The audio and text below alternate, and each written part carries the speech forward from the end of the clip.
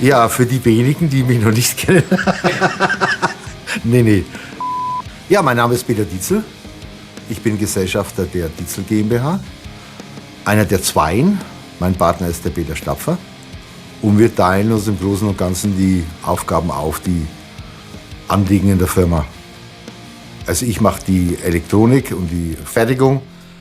Die Holzsachen macht der Peter, die Buchhaltung macht der Peter. Und im Prinzip wird hier alles geteilt. Das geht vom Müll wegfahren bis zur Entwicklung von Gitarrenverstärkern oder Pedalen. Hier ist also alles angesagt. Bei mir war immer Parallelleben als Musiker und als Hersteller.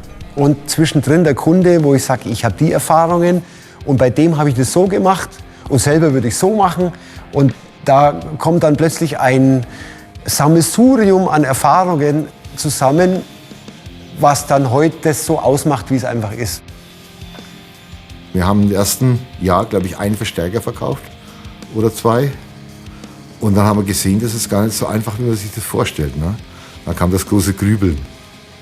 Der Anspruch war hoch an die Art, wie es hergestellt wird und natürlich Material. Die Idee war, hey, wir machen höchsten Standard. Wir haben geguckt, dass wir nachhaltig produzieren und dass die Geräte ewig leben. Weil wir wollen ja das so machen, dass der Kunde sagt, jawohl, so will ich das. Es ging weiter und weiter, von Jahr zu Jahr wurden das mehr Verstärker. Und irgendwann mal hat Guns N' Roses bestellt. Ich wusste in meinem Apartment in Dorfkirchen gar nicht, wie man geschieht. Es war für mich ziemlich unvorstellbar. Wir haben die Leute an den Stand geholt, steck ein, spielen. Weil die vorbeigegangen sind. Die sind mit ihren Tüten von Marshall und Orange vorbei und haben bloß immer geschaut. Und wenn du die nicht am Stand gezogen hast, werden die von selber nicht draufkommen, das mal zu spielen, weil das einfach keiner gekannt hat.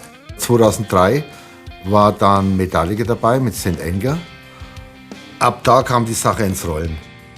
Da konnte man langsam ein bisschen Löhne auszahlen. Sich selber? Ja. Basis von allem Erfolg war immer, dass wir keine Kompromisse in der Materialauswahl genommen haben. Wir haben lang versucht, immer günstiger zu werden. Aber sobald wir anfangen hätten müssen, Material zu sparen, haben wir gesagt, nein, Ende, machen wir nicht. Dann haben wir das persönliche Alleinstellungsmerkmal, das wir uns setzen, nicht die anderen, wir. Dann würden wir das unterstreiten. Und dann, okay, in diese Region können wir halt dann einfach nicht rein. So ist das Konzept und so wird es immer bleiben bei uns. Also ich würde den Kunden gern immer erst einladen, bevor er sich entscheidet.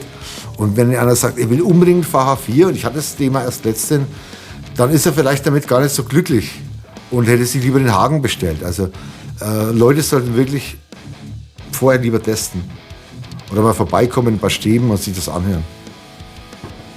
In dieser Masse an Neuerscheinungen, diese Zeit bekommt weder die Musik heutzutage noch die meisten Instrumente.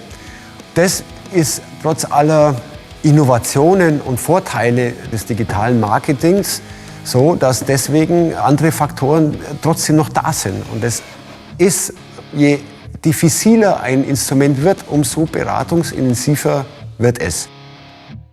Und das Wichtigste, was ich erfahren habe, war in der ganzen Zeit, es gibt keine Regeln. Ob ich jetzt 80s Rock mache oder irgendwie modernen Metal, das sind zwei Welten mit den gleichen Instrumenten, aber mit völlig anderem Kontext. Und deswegen versuchen wir so viele Varianzen zu erzeugen, weil es gibt so viele verschiedene, unterschiedliche musikalische Kontexte, dass es keine pauschale Antwort gibt. Wir versuchen halt unser eigenes Ding ein bisschen mit vom Sound her durchzukriegen. Das ist bei uns halt eine gute Ansprache und trotzdem ein guter Ton bei den Single Notes. Ich möchte nicht so viel Höhen, sondern einen dicken, vollen Klang, der auch schön trägt. Selber mag ich gerne Bässe, ne, damit ein bisschen Druck rauskommt. Das ist unsere Philosophie. Also nicht nur schnell und Anschlag, sondern auch guten Ton, einen tragenden Ton zu haben. Der Peter ist jemand, der lässt sich in die Musik fallen und er macht es nur, dass irgendjemand für ihn Musik macht. Und ich sehe es auf der Messe an seinem Gesicht, wenn jemand kommt und einsteckt, der ihn in der tiefsten Mitte seines Herzens berührt, dann hat er Tränen in die Augen. Und das ist der Grund, was ihn antreibt. Ja, also ich werde das Leben lang auf der Suche nach gutem Ton sein. Ne? Ich träume nachts schon von Schaltungen, die gut klingen könnten. Und für mich ist es auf der Bühne so, es gibt so ein paar Momente in meinem Leben, wo ich von meinem eigenen Spielen Gänsehaut bekommen habe. Leider zu wenig Momente. Aber das will ich irgendwann mal wieder erleben, dass ein Ton so fällt, genau so fällt und dass ich mitten in dem Ton stehe. Das ist fernab von Physik und Philosophie und Regeln, sondern das passiert einfach einmal bei 1000 Kicks und das eine Mal vergisst du nie mehr, weil das ist so überwältigend. Und dann sieht man die Diskussionen in den Foren und denkt sich, hey, weniger reden, mehr spielen. Was mir so viel Spaß macht, ist, dass ich mein Hobby zum Beruf gemacht habe. Früh runterzukommen, Verstärker spielen zu können, zu hören, mit Kunden zu telefonieren, die zufrieden sind. Also was Besseres kann ich mir nicht vorstellen. Und dass man sagen kann, hey, nach 25 Jahren immer noch da, das ist schon cool.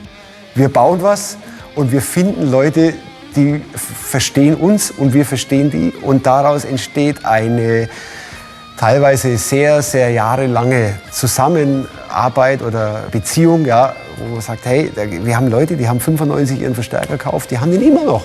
Und die kommen immer noch zum Röhrenwechsel und die denken gar nicht, was Neues zu probieren. Warum auch? Weil die haben ihr Ding gefunden und das bleibt so. Und da sind wir stolz drauf. Gitarre, finde ich, sollte man immer hören. Ne? Die meisten mischen ja Gitarre nicht gern vorne, aber ich bin Gitarrenliebhaber, Elektro-Gitarrenliebhaber. Muss immer laut sein.